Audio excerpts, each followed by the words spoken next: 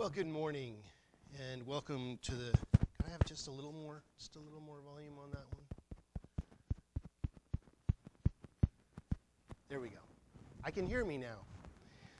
Well, welcome to the Center for Spiritual Living, Menifee Valley. I'm Reverend Steve Van Meter, your senior minister, and we're continuing with our Global Heart Vision talk. And I thought that it was a good time to refresh myself, as well as if you'd like to overhear what the Global Heart Vision actually states, as written by the organization of Centers for Spiritual Living. And the Global Heart Vision is this: creating a world that works for everyone. We see a world in which borders are irrelevant. We see a world in which has renewed its emphasis on beauty, nature, and love through the resurgence of creativity, art, and aesthetics. We see a world in which fellowship with all life prospers and connects through the guidance of spiritual wisdom and experience. We envision a world in which we live and grow as one global family that respects and honors the interconnectedness of all life. The spiritual community of Centers for Spiritual Living is seen as a bridge across the illness and illusion of separation, thereby dynamically empowering the vision of global heart. It is united and accentuated by this compelling vision of a healthy world, a world experience of global heart, and is ardently committed to bringing this vision forth through its ministries and its transformative teachings. Centers for Spiritual Living is envisioned as a global community of inspired individuals caring for and about each other and the entire planetary family, thereby bringing the gift of active compassion and kindness to the world. The local ministries and communities become points of inspiration and influence, effectively advancing the vision of the global heart to benefit all expressions of life. Whereas in this informational age, the global brain has become an operative reality. We envision the emergence of the global heart to balance and guide the further evolution of humanity as stewards of our planet and all of its inhabitants. We see a world free of homelessness, violence, war, hunger, separation, and disenfranchisement. We see a world in which there is generous and continuous sharing of heart and resources. We envision a world in which forgiveness, whether for errors, injustice, or debt, is the norm, creating a world that works for everyone. Well, today's talk is, parts are written by Joe Hooper, and the title is A Personal Experience of the Divine. We believe that God is personal to all who feel this indwelling presence. And I would say that if you didn't feel the indwelling presence in some way, you wouldn't be here or wouldn't have tuned into this channel, because something has been activated within you that created all that is. Happiness is a result of being in the right relationship to that indwelling presence. A life that is worthwhile flows from the enthusiasm that brings forth the center of one's being into the forefront of their life. This is from Dr. Ernest Holmes' book, The Path to Richer Living. And this is actually was highlighted in the Science of Mind magazine in 1963, and it's page 6. Our need for happiness is one of the greatest needs that we have. Happiness springs out of our enthusiasm. An unenthusiastic person is an unanimated person. The whole psychological and philosophical process of his being are slowed down, resulting in mental and physical congestion. Our need for happiness is psychological because the mind is morbid without it. And it is physiological because the body cannot be well without it. The trouble with us is that we have all tried to attach God to our finite self and have not gotten very far because of our little self feeling sick, mentally and physically. It is mathematically certain that we cannot contact the infinite, but we can expand the finite. We have to expand the self and attach our ego to the real self, which is the infinite.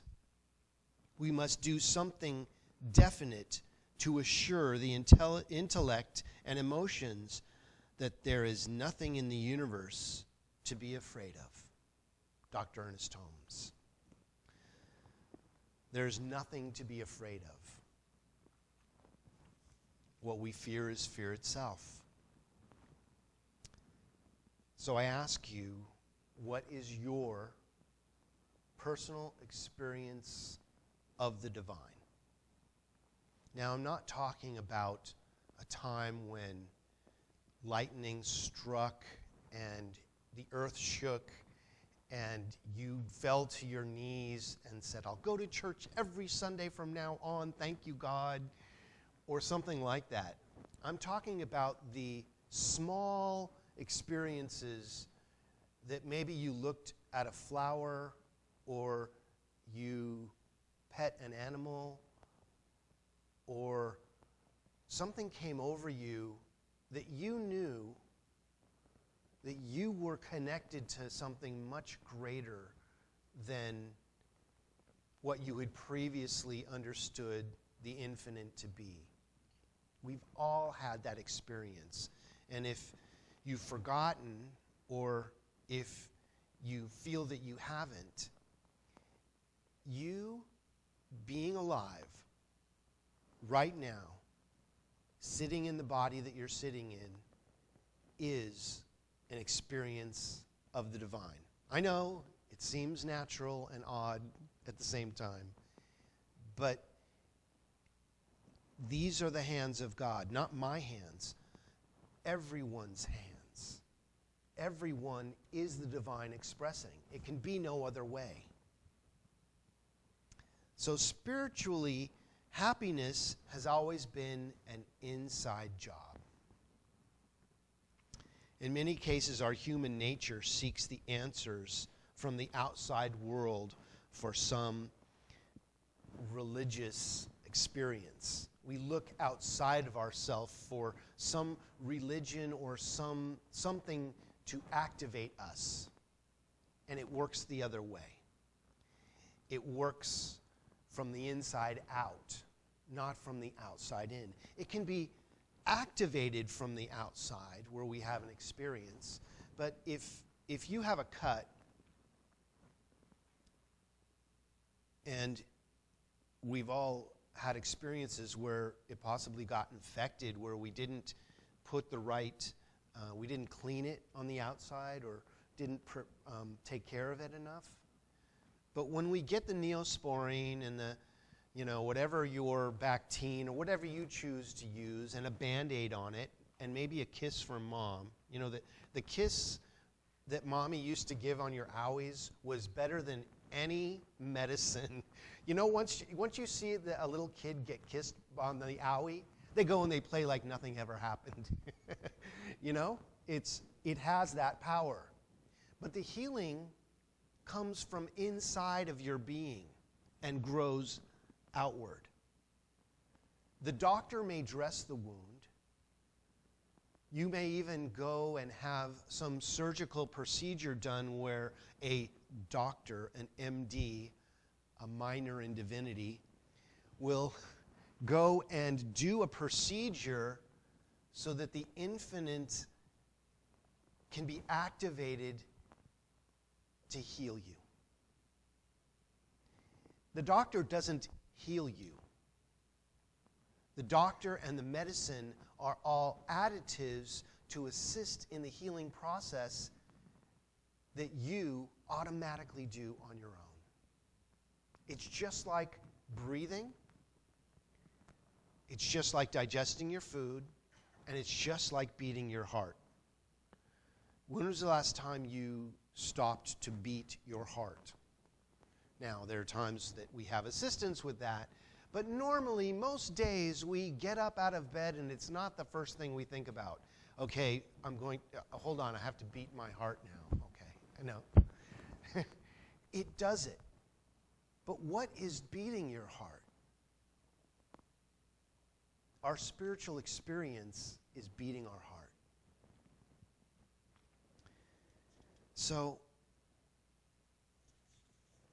as we start to connect with our spiritual experience, you know, it's been said that we are human beings having a spiritual experience. And some say we're spiritual beings having a human experience. And I say we're spiritual beings having a spiritual experience, because there's nothing that's not spiritual. Even our so-called human being is a spiritual experience. Each one of us is our own spirituality, our own church, and our own religion. Religions are out there to guide us and to give us input, and sometimes to be a crutch to lean on so we don't have to really do any self-work. But this teaching is about taking on your life. That's why there's empty chairs here. Because who wants to take on their life, right? I mean, it's just easier to be out there and what they call ignorant.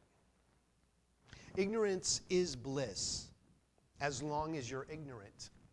But once you know the answer to something, and once you know that there's something else, you can only fake being ignorant, because you know better. And you know there's another way to express, and you will look for that way. If you were to go into a situation where everybody else was praising in a way that didn't make sense to you, you'd look around and go, I need to go in, because it's not out there.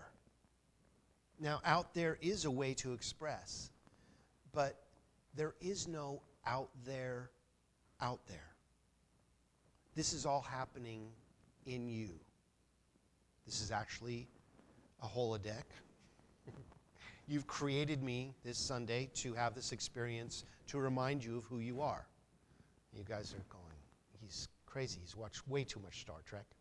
He's seen Star Wars too many times. Mark my words, though, and we all make our transition, you'll go, Reverend Steve was right. This is all part of my spiritual experience. It could be no other way.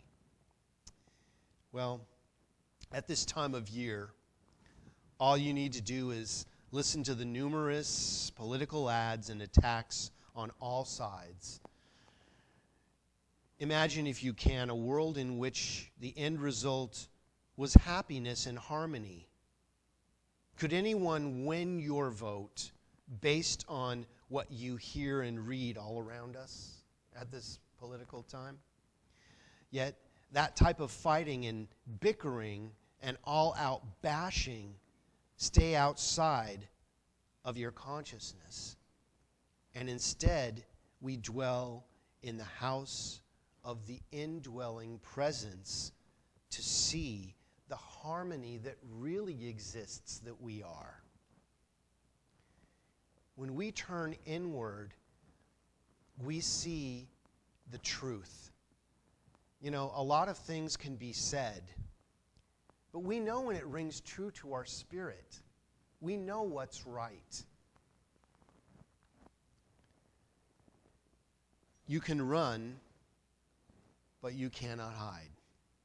We can fake it and pretend that nothing spiritual is going on here. And we've done that before, possibly, where something happened and we were for sure that it was a spiritual thing and denied it because we were afraid of it, possibly, or didn't understand what was really going on.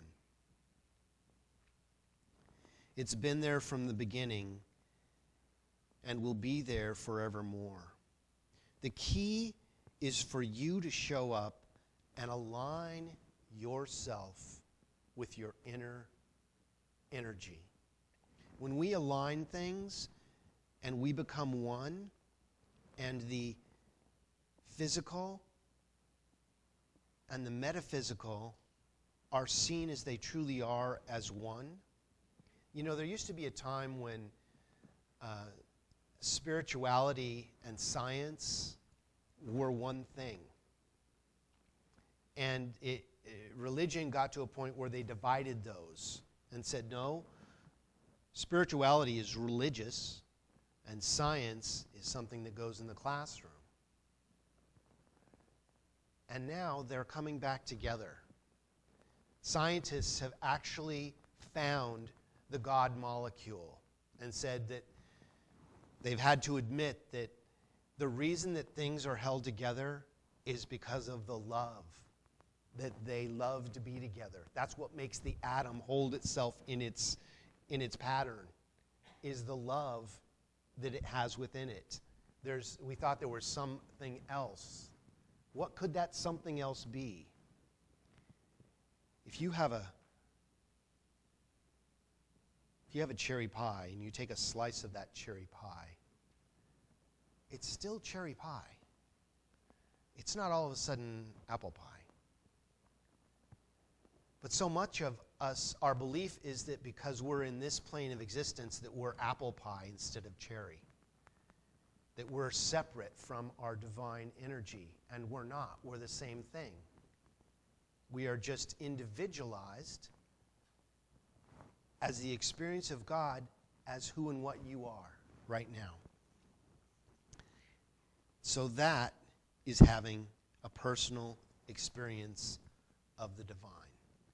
You are having a personal experience of the divine right now. Not because you came here to Sunday and you're listening to me.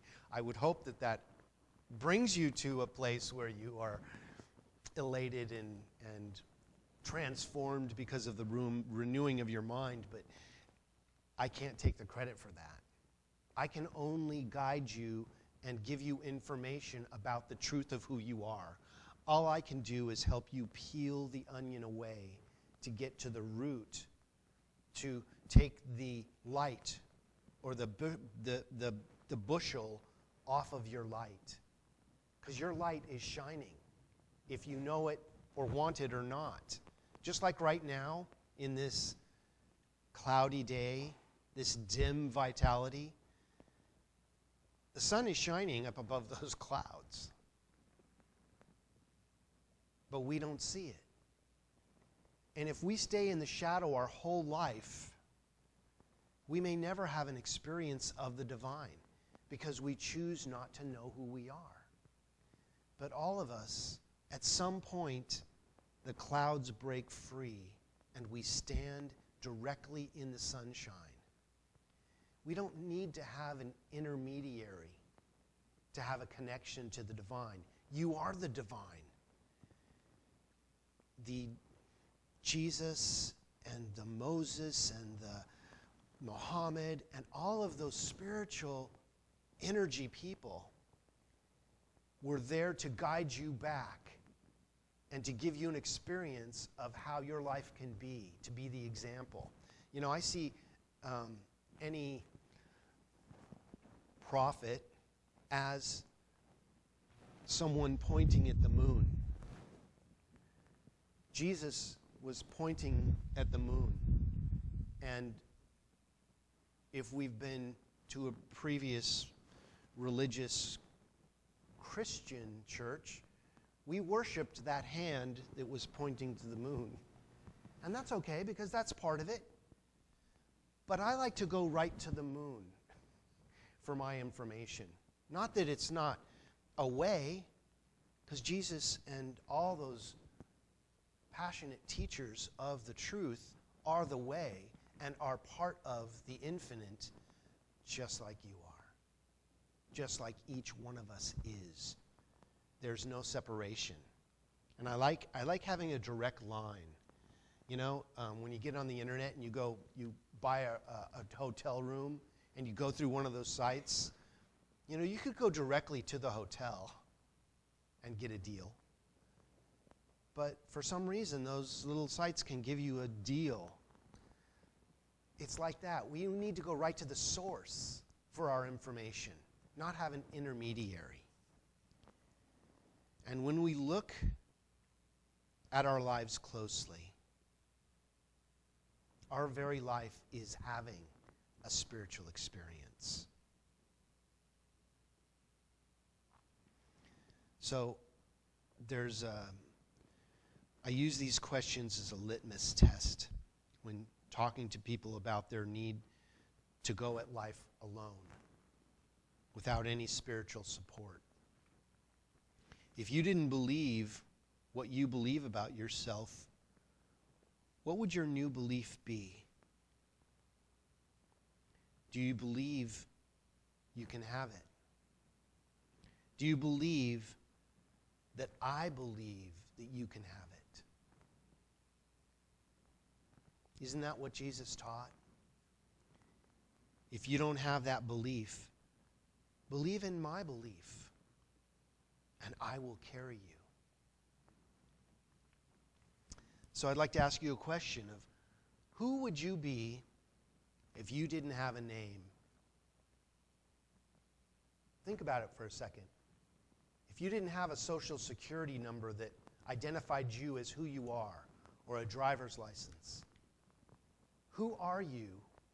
And your ego may be going, but I'm me. I'm this name. This is my name. This is my middle name, and it came from this lineage of people. But what if you didn't have a name? And the things that happened to you didn't happen to you. They just happened, and you got to experience them without judgment. And you couldn't carry the burden of the history of that situation with you. You couldn't talk about what happened to me because there'd be no me. That you are just part of the expansion of spiritual consciousness in this universe. And that we've given you a name for convenience so that you could attach a story, just a story, to your being. Because truly, when we make our transition into the next plane of existence, we keep our identity, but we become much greater in consciousness. I'm just throwing it out there to see that we are having an experience of the divine right here and right now. Taking our personal name away from it allows us to know that we are already it. It's a very interesting concept to play with. I invite you to think about that in the next few days. And I'd like to tell you a story about a kindergarten teacher who was observing her classroom of children while they drew. She would occasionally walk around to see what each child's artwork was looking like. As she got to one little girl who was working diligently, she asked, "What are you drawing?" The girl replied, "I'm drawing God." The teacher paused and said, "But no one knows what God looks like." Without missing a beat or looking up from her drawing, the little girl replied, "They will in a minute." That's so powerful. That is so powerful because they don't have that disconnect. They haven't been infiltrated by what other people have told her what they think God should be in her life. If we could simply think like a child and realize the only obstruction we put between us and Spirit are the ideas of separation. Ideas that we place there by our own personal belief system. What if we could take the innocence of that childlike idea of God, the infinite, and the unconditional love available to us? Where could that lead us if we had that same consciousness? What would that feel like? And this is the key. Feeling is the language of Spirit. Spirit can interpret words, but words are poor representations of feelings. Feeling is what the attraction mechanism of the divine is. This is why when we say, I choose to have more money,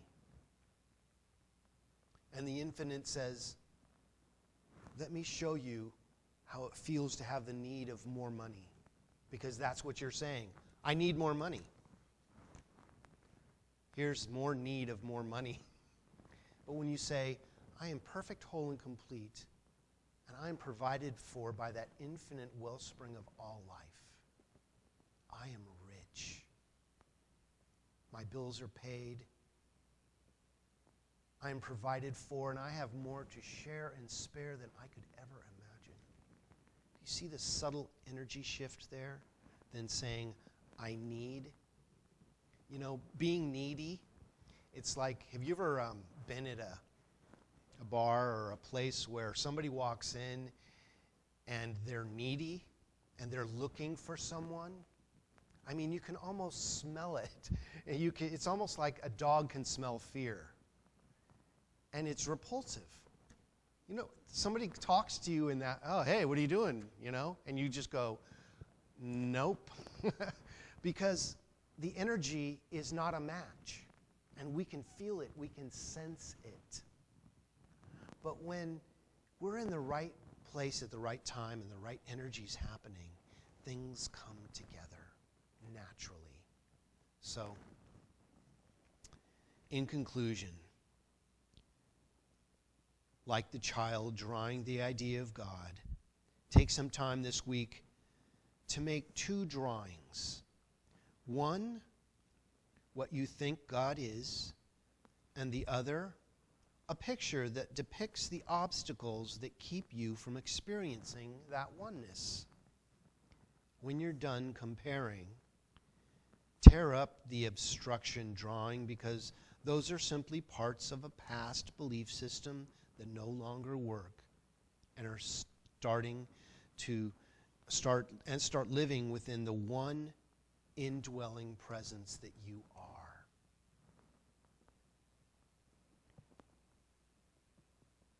You are having an experience of the divine right now. You are the divine right now, as you've always been. And so it is.